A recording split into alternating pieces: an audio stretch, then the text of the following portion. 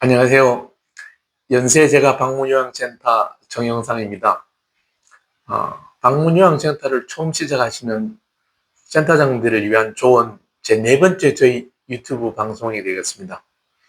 앞서 1차, 2차, 3차에서는 어르신을 수급, 발굴하는 과정 속에 온라인과 오프라인, 그리고 그보다 더 중요한 어, 인적 네트워킹을 통한 개척까지 이렇게 말씀을 드렸고요. 어, 제가 이제 그런 과정을 통해서 오늘이 2025년 9월 25일인데요. 오늘 현재 저희들이 총 약 2년 2개월 동안 모신 어르신의 숫자가 50분입니다. 50명이에요. 50명이고 그 중에서 한 11분은 다른 요양원이든 실버타운이든 아니면 또 뭐 하늘나라로 이렇게 가신 분도 계시고요. 오늘 현재는 39분을 모시고 있습니다. 39분을 모시고 있으면서도 그 모시는 과정 속에 아직 한 번도 그 다른 센터로 이렇게 넘어가신 분은 없어요. 아, 그래서 오늘은 다른 센터 개척, 발굴, 등록, 케어 서비스 시작하는 것도 중요하지만은 그 어르신들을 그 락인 전략, 어르신을 꼭 붙들 수 있는 가장 큰 전략, 제가 앞서서 말씀드렸던 휴먼 터치라고 제가 말씀을 드렸는데, 물론 뭐 다른 센터에서도 휴먼 터치 잘 하고 계시겠지만은 그간 제가 했던 휴먼 터치에 대해서 한번 이렇게 사례를 들어서 한번 이렇게 말씀을 한번 드려보려고 그래요. 이거 하기 전에 우선은 저희 이 한국하고 일본하고 한번 비교를 한번 먼저 해보면은 우리 한국은 보면은 2008년 7월이죠. 그래서 장기요양 보험이라는 게 시작됐고, 일본은 그보다 한 8년 앞서갖고 한 2004년인가 그렇게 알고 있는데, 그래서 개호보험이라고 얘기 나와 있어요. 개호보험을 먼저 시작했었죠. 그래서 뭐 현재 현황을 보면은 뭐 아시겠지만 한국의 국민 인구수 5,200만 중에서 작년 11월에 벌써 2천만 명이 넘었죠. 65세 어르신들이 1천만 명을 넘었잖아요. 그 1천만 명을 넘은 어, 어르신 중에서 장기요양 등급을 받으신 분은 지금 현재 한 2만 명 정도로 이렇게 나와 있어요. 물론 이제 한 20만 명은 이제 등급 외로 해갖고 이제 있지만은 1등급에서 5등급 받으신 분은 100한 2만 명으로 이렇게 나와 있고요.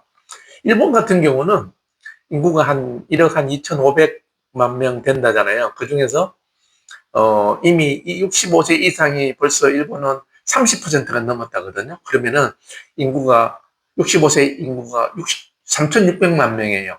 근데 그 중에서 일본의 개호보험 적용을 받는 어르신은 자그마치 710만 명이랍니다. 자, 그러면 한국에는 1,000만 명 어르신 중에서 한 102만 명이 등급을 받았으니까 10% 인원이 등급을 받았죠. 일본은 3,600만 명 중에서 710만 명이 등급을 받으셨어요. 뭐 거기는 등급 비율이 20%, 한국은 등급 받은 비율이 10%. 상대적으로 보면은 물론 뭐 일본이 더 저희들보다 더 생활 수준도 높고 앞서갔고 또 어르신 숫자도 많고 해서 그런지 모르지만은 어쨌든 비율로 보면은 저희들이 따블이에요. 한국보다 한 2배에 가까운 어떤 노인복지 쪽, 특히 그중에서 개호보험 쪽으로 이렇게 일본이 좀 더 많은 복지 쪽으로 정책이 기울어지고 있다는 걸 이렇게 알 수가 있어요. 근데 제가 지금 말씀드리고자 하는 거는 앞서가는 일본이 이제 했던 것 중에서 지금도 이제 일본이나 한국이나 비슷비슷하잖아요. 물론 이제 그 내용은 많이 앞서가고 있죠. 그건 제가 다음 편에서 다음에 그 어르신 케어하는 그 과정 속에 그 설비라든가 AI 기술이라든가 기기, 사람 요양보호사의 힘을 빌리지 않고 기기를 이용한 그런 방법, 설비를 이용해서 어르신을 케어하는 방법 다시 한 번 말씀드리는 시간 갖겠지만은 제가 지금 말씀드리고자 하는 거는 일본 같은 경우도 지금 우리보다 앞서갔지만은 거기에도 시설이 있고 재가가 있거든요. 시설은 좀 제외하고 재가만 가지고 따졌을 때 저희 방문요양센터는 재가에 해당되니까 재가의 경우에 앞서 한 8년 전에 앞섰던 일본의 경우도 아직도 대기업이 재가에 들어온 비율이 10% 초반이에요. 나머지는 다 개인이거든요. 왜 앞서가는 일본도 아직도 일종의 블루오션을 할 수 있는 어떤 어르신 시니어 케어링 하는 데 있어서 재가 쪽에서는 방문 케어 하는 데에서는 아직도 그렇게 대기업이 못 들어올까 하는 그런 이야기입니다. 그래서 대기업이 못 들어온 이유 중에서 여러 가지가 있겠지만 일단 제가 이렇게 여기저기서 알아본 결과로는 그 대기업 못 들어오는 가장 큰 이유가 바로 휴먼 터치라는 거예요. 휴먼 터치. 그래서 예를 들어서 대기업이 휴먼 터치를 왜 못할까? 대기업 같으면 어떤 시스템적이고 어떤 조직적이고 하다 보면 직원들이 고용돼 가지고 그 직원들이 다 휴먼 터치를 해줘야 되는 거예요. 제가 좀 이따가 이제 휴먼 터치의 사례를 말씀드리겠지만은, 그래서 휴먼 터치 하기 위해서는 대기업이 직원이 있을 때는 9 to 6 근무를 하면은 근무 시간 이후에 토요일, 일요일 혹은 이제 그래서 오후 퇴근 이후에는 사실 어르신을 케어링하기가 힘드는 거죠. 그 케어링 하려면 그 직원들이 직접 소속 직원들이 어르신 집에 방문하고 어떤 여러 가지 지원을 해드려야 되는데 그렇게 하자면은 잔업이 발생하고 잔업이 발생하면 수당이 발생하고 수당이 발생하면 결국 재정적인 금액적인 고정비적인 상승이 일어나는데 그 어떤 그런 부분을 커버링 못하는 거죠. 이제 한국으로 이제 끌어와서 보면 아직도 한국은 지금 현재 전체 전국에 한 2만 8천 개의 그 시설들이 있죠. 시설이 한 6,800개 정도 시설이 있고, 나머지는 이제, 재가죠. 재가 중에서도 요새 흔히 뭐 많이 하고 있는 뭐 노치원이라고 이야기하는, 데이케어 센터가 한 5,800곳. 그 다음에 이제 대부분이 이제 오늘 주제가 되고 있는 방문요양센터예요. 대략 한 17,000곳이 있잖아요. 이 17,000곳이 대부분이 실제 이 중에서 대기업이 몇 곳 어느 정도를 점유하고 있네, 그죠? 물론 요새 방송 탔었던 케어링이라는 데서 어느 정도 있지만은 되게 한계 대부분이 개인이 하는 거거든요. 개인이 하게 되는 이유가 하나가 아까 일본이나 저희들은 마찬가지예요. 휴먼 터치, 좀 세부적인 보살핌의 한계성을 갖고 있기 때문에 사실 대기업이 못 들어온 데가 오고 있었거든요.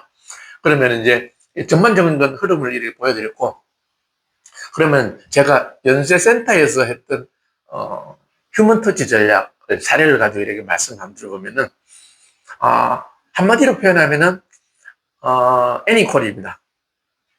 애니콜. 토요일, 일요일 일과 시간 이전 이후에도 애니콜 정신으로 어르신 집으로 달려갈 준비가 되어 있어야 된다. 그래서 이제 한 예를 한번 들어보면은 제가 이제 했던 거 예를 한번 들어볼게요. 대트를 보기 전에 이렇게 할게요. 저는 농촌 출신이에요. 많이 이야기 들었겠지만은 촌에서 이제 예를 벼 나락 같은 것, 콩을 하든 나락을 하든 곡식을 키울 때 그 곡식이 자라나는 정도, 얼마큼 튼튼하게 자라나 하는 거는 그 농부의 발걸음, 방문한 횟수, 그래서 곡식들은 농부의 발걸음 소리를 듣고 큰다라는 이유가 그런 소리도 있거든요. 그래서 그런 쪽으로 봤을 때 진짜 휴먼 터치가 진짜로 좀 중요한 어떤 그런 어르신들을 이렇게 보살피고 또 어르신들을 우리 연세센터에 계속 이렇게 머물게 하는 방법 중에 하나가 아닌가 보거든요. 또 그걸 통해서 또 어르신들이 또 저희 연세센터에 좀 이렇게 신뢰하고 심지어는 뭐 감동도 하고 그러다 보니까 옆에 계신 분들 소개해주고. 그래서 지난번에 3차 유튜브에서 제가 말씀드렸던 인적 네트워크, 소개에 의한, 버즈에 의한, 어르신 개척이 최근에 거의 대부분이 그쪽이라는 거 제가 한번 말씀을 드렸을 거예요. 그래서, 오늘은 이제 제가 어르신들을 케어링 하면서, 휴먼 터치 했던 그런 부분을 말씀드려보면은 주로 이제 일어나는 거는 근무 시간에는 안 일어나요. 주로 주말, 주중엔 잘 안 해요. 주중 일어나더라도 퇴근하고 이렇게 나는데, 예를 들면은 어르신이 콜을 해요. 전화 와요. 센터장님. 예, 그러면, 집에 한번 오세요. 그러면 이제 막 뛰어갑니다. 각각 주로 저희 센터 주변에 있는 분들이, 걸어서 한 5분 거리에 있는 분들이 대부분 한 70% 정도 있는 5분 내지 10분 거리에 계시거든요. 그러면은 사례로 대표적인 게 이겁니다. 저 전등이 안 나와. 깜빡깜빡거리고 TV에서 잘 안 보여. 저걸 바꿔달라는 거예요. 그러면 이제 제가 이제 그 근처에 있는 뭐 전파사 인데 가서 전등을 사서 실제로 바꿔주고 교체해주고 이렇게 오는 경우도 있고요. 그 첫 번째 사례고, 두 번째는 추운 겨울이었던 것 같아요. 또 불러서 갔더니 이 문 사이에, 창틀 사이에 찬바람이 들어온다는 거예요. 문풍지를 붙여달라는 거예요. 그래서 요양보건사 선생님이 당연히 그때 있었어요. 그래서 문풍지 사다 놓은 걸 갖고 다시 이제 그 안에 창틀하고 화장실 문 있잖아요. 입구 문을 이렇게 문풍지를 이렇게 붙여둔 그런 경우도 있고, 또, 할머니 혼자 계신 집에서는 전화하고 가서 가보니까, 지금 화분을 많이 키우고 있더라고요. 화분 한 5개 정도 키우고 있는데, 어느 한 분이 화분이 너무 꽉 찼어. 그래서 분갈이를 해야 된대요. 제가 분갈이는 못 하잖아요. 그래서 기다렸다가, 주말에, 토요일 날, 올림픽 아파트인가? 그 근처 가면은, 분갈이 해주는, 화분, 화분, 화원이라 그러나? 한 데가 있거든요. 거기 이제, 그, 2개를 가져갔어요. 2개를 가져가고 3개로 만들었어요. 똑같은 거라고. 그래서 만들어가지고, 화분도 새로 사고 해갖고, 이제, 분갈이 하면서 흙도 바꾸고 하면서, 이제, 토요일 날 갖다 줬다가, 그날 또 안 해주더라고요. 그래서 또 일요일 날 또 가지러 갔죠.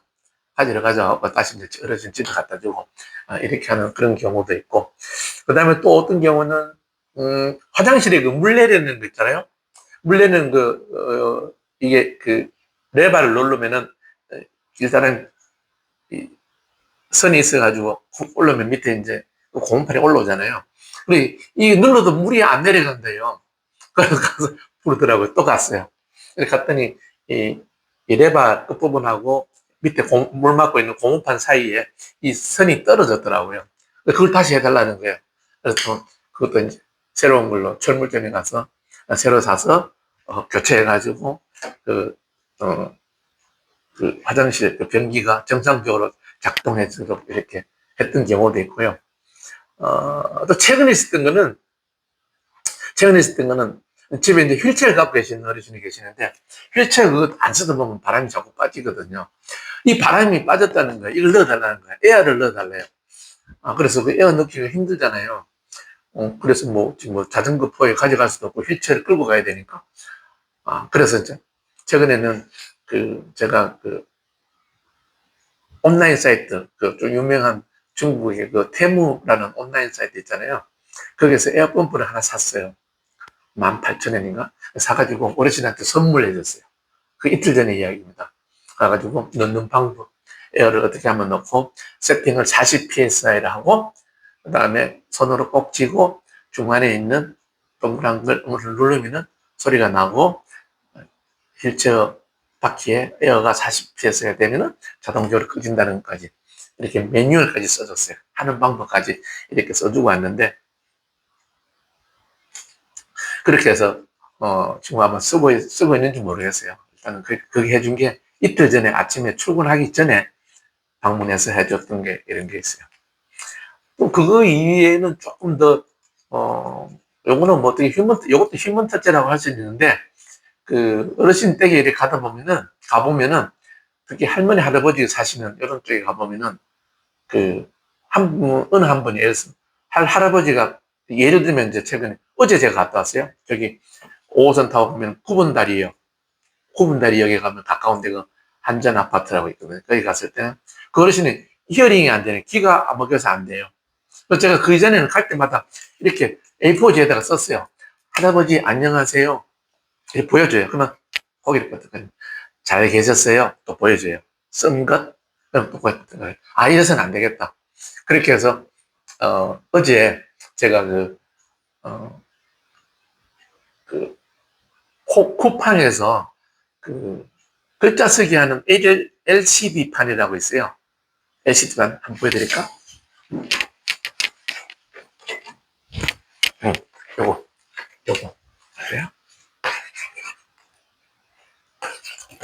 이 보이세요?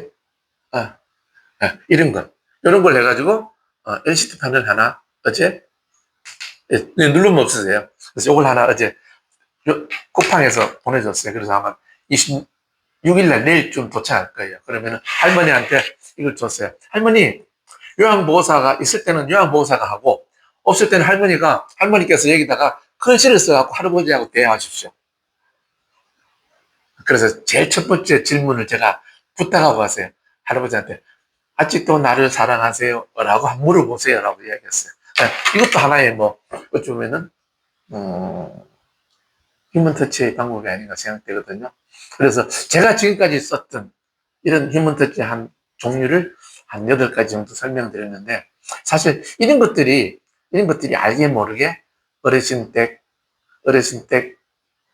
계신 어르신들이 조금 만족을 하고, 만족보다 조금 감동을 하시다 보니까 옆에 계신 분을 소개해주고 하다 보니까 최근에, 저희들 한 8명 정도 새로운 분을 모셨는데요. 그 중에서 한 분 빼놓고 7명 정도는 다 소개해요. 이해 가시나요? 한번 해보세요. 진짜. 그 대신에, 부르면은 언제든지 가실 준비가 되어 있어요. 애니콜. 아시겠죠? 애니콜. 애니콜 정신으로 대응하시면은, 어르신을 모시면은, 밤낮을 가리지 않고 모시면은, 그게 그 휴먼 터치가 아닌가 보고, 그게 어르신을 감동시키고, 감동된 어르신분들은 또 옆에 있는 분을 소개해주고, 이거 보면 얼마나 그 효율적인 그 어르신 개척인지 실제로 경험해 보시면 아실 겁니다. 네, 오늘 여기까지 하겠습니다. 오늘은 휴먼 터치 사례를 가지고, 일본의 사례와 한국의 사례, 그다음 연세센터에서 실제 했던 실질적인 사례를 가지고, 어, 센터장 여러분들 위해서 제가 말씀을 드렸습니다. 네, 다음에 또 뵙도록 하겠습니다. 지금까지 연세제가 방문요양센터 정명상이었습니다. 감사합니다.